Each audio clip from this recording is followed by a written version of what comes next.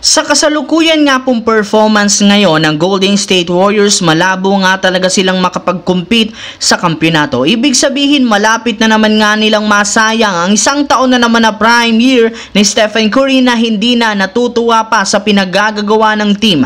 Ayon nga po sa naging pahayag nito sa media, inamin nga nito na hindi siya masaya at hindi kontento sa pagiging average team ng Golden State Warriors. Nasanay rin naman ito sa pagiging contender kaya nangangahulugan lamang niya na kailangan talaga nilang gumawa ng malaking pagbabago at mukhang nakikinig rin naman ito ang Warriors sa hinaing ng kanilang superstar. Sa katunayan, base sa report ngayon, kinumpirma nga ito na seryoso ang front office na kumuha ng bagong sentro. In fact, nakikipag-usap na nga po si Mike Dunleavy at nag-inquire para makuha ang isa sa kanilang mga target na sina Robert Williams III ng Portland Trail Blazers, Nikola Vucevic ng Chicago Bulls, Jonas Valanciunas ng Washington Wizards at John Collins ng Utah Jazz.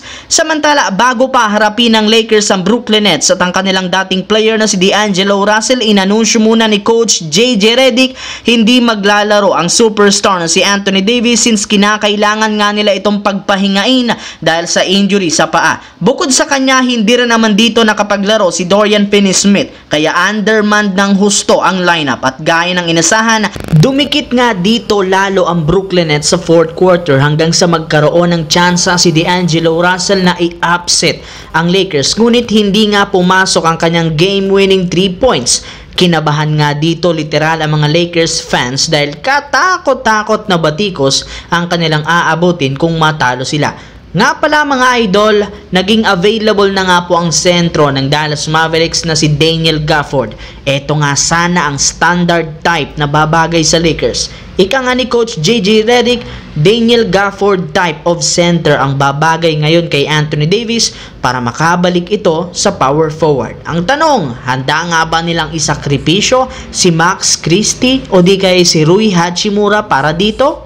Sa kabilang banda, natalo na naman ang Utah Jazz sa kanilang game kontra sa Pelicans kaya bumagsak nga ang kasalukuyang record nila sa standings ng West, which means wala talaga silang tsansang makapasok sa playoffs at maging sa play-in.